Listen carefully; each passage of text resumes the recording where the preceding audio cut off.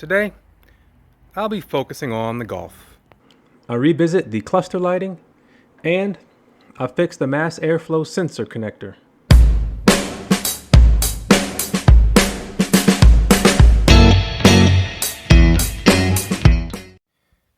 Well, it looks like the illumination issue I was having with my instrument cluster has reared its ugly head again. But this time, I'm going to try something different. I came to the junkyard looking for Integra seats. I got here 2 days after the Integra hit the lot, and the seats were already gone. But I didn't want to waste the trip, so I went and looked at some Mark IVs. Here is a cluster out of a Mark IV Jetta. So I'm going to take it and see if I can fix the lighting that failed again on my cluster. So that's one. I saw another one a few rows over. So I'm gonna go grab it too.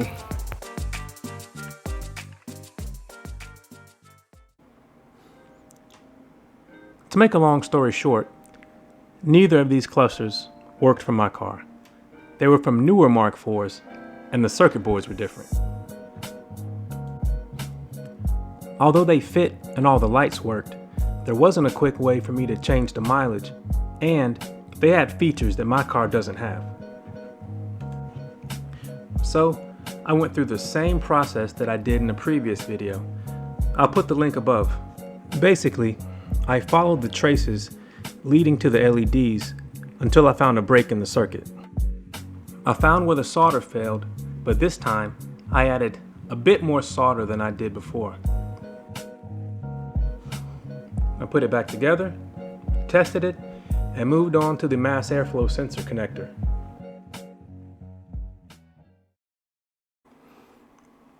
In one of my previous videos, I mentioned that my mass airflow sensor connector had a broken latch, so I picked up a few from the junkyard. Of the two connectors that I picked up at the junkyard, I chose the one that looked most like mine. In a perfect world, I would have been able to depin the old connector and repopulate the new connector with the old pins. But I had a lot of trouble trying to get the old pins out, so I just decided to splice in the new connector. But I will revisit depinning this connector later in the video. I removed the airbox to give me more room to work.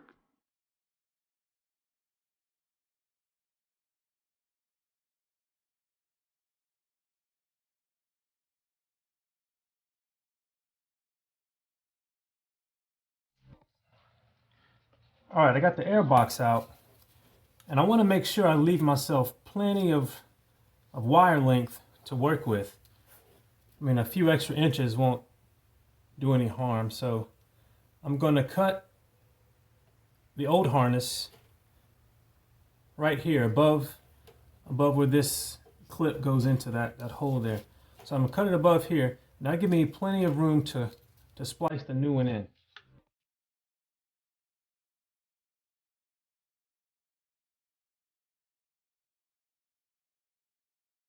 So I'm going to take this little clip off by releasing it like that. Easy enough.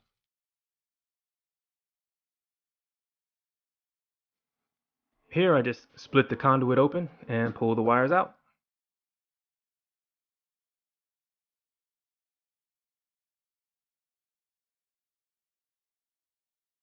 So now all 5 wires are exposed. Now I'm going to strip those ends.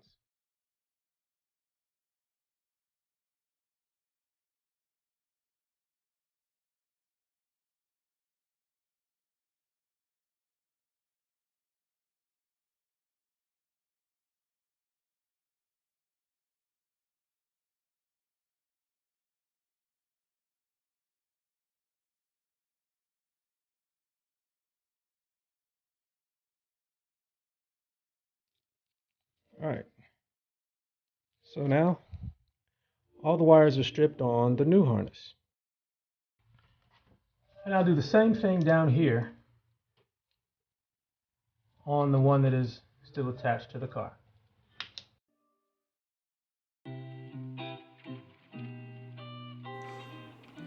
this is where I noticed that the wires on the car weren't the same color as the wires on the new harness. But that was okay. I could refer to the back of the old connector to make sure I connected the wires correctly. Since you won't be able to see how I do it in the car, I'm going to show you how I solder in tight places. So you have your two stripped lengths of wire. Make a hook on each end. Then I join them together. Then I twist each end back on itself.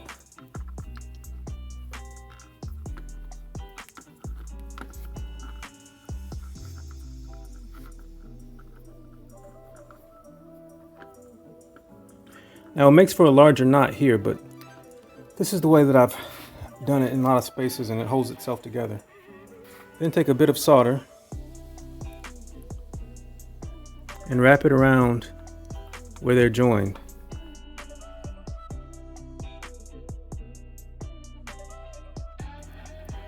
And then I heat up the wires where they're joined. If it works the way it always does, eventually the solder will melt and start to wick into the joint.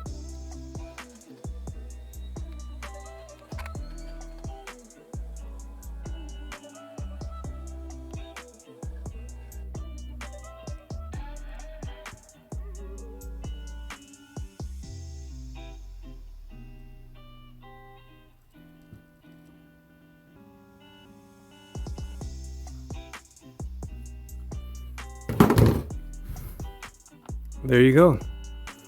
Then you can apply heat shrink to that to protect it, and you're done. Of course, you can let that, leave it on there long enough for that to wick too, but that's how I do it. And that is exactly what I did in the engine bay to connect the wires that were still on the car to the new harness. But before I connected the wires, I slid heat shrink tubing over one side, so that once the splice was complete, I could slide the heat shrink tubing back over it.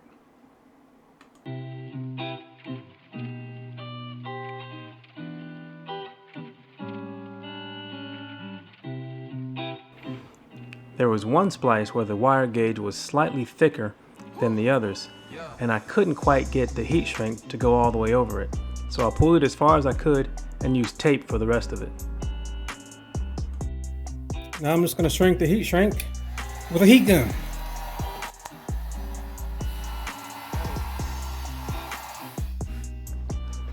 The existing conduit didn't quite cover the area where the wires were spliced, so I went to the auto parts store and found some with a slightly larger inner diameter.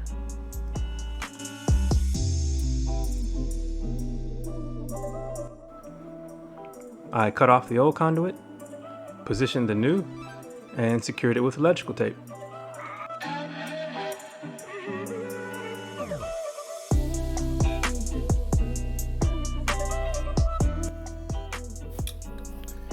There we go, all done. And I'll put this back on and position it once everything is back together.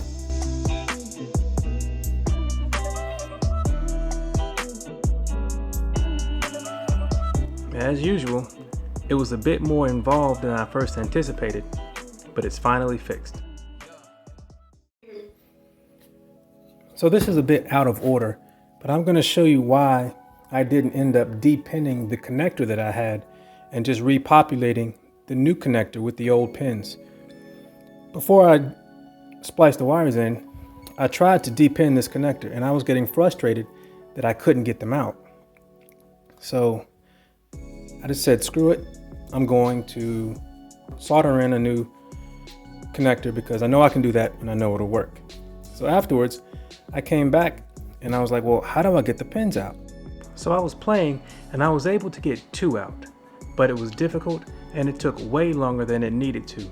And I risked damaging the pins. And if the pins are damaged, I would have to splice it anyway. But as far as I'm concerned, de-pinning the connector is still the way to go if you can do it. So to remove these pins, you have to, with some small tool, press this down. I hope the camera can pick it up. Press this down while it's in the connector. There's another one on the other side. Press it down. So you have to press them both down and then pull it out. They live right in here and in here. So right in here and in here. And there's a couple ways to do it. There's a tool for it, but I don't have the kit. I've had luck with tweezers like this in the past, like this. And also, it's easy if you have 3 hands, but pressing one in, pressing another pick in, then pulling the wire out. But for whatever reason, I couldn't get them out. And this part was all broken. Maybe if this was more intact, it would have helped. So I just said, forget it. That prompted me to look at this connector. And this, as it turns out, is a type of connector that is on a newer Mark IV. And let me show you why I wish this was a type of connector I had. If you recall, the one on mine had this red retainer. So on this one, it's a lot easier.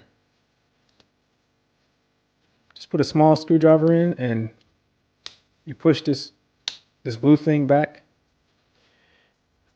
and it comes out the end of the connector. Let me get it all the way out there. And it comes out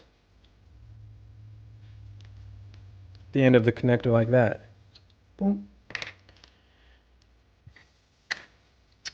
And then you can get some pliers, some tweezers like this, or the tool that is meant for this that goes in there.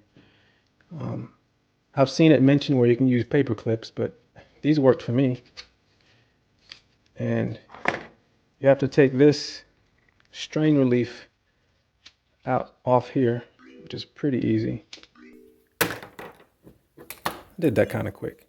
It just connects there and there.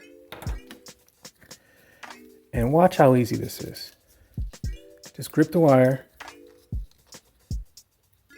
You put it in here.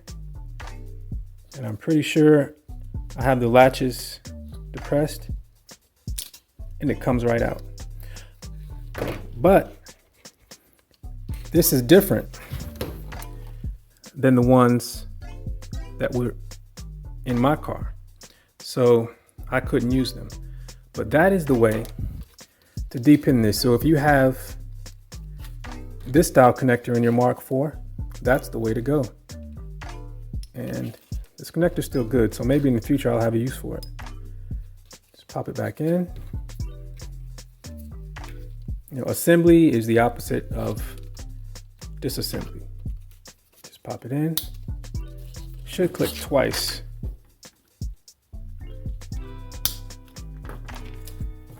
Then you can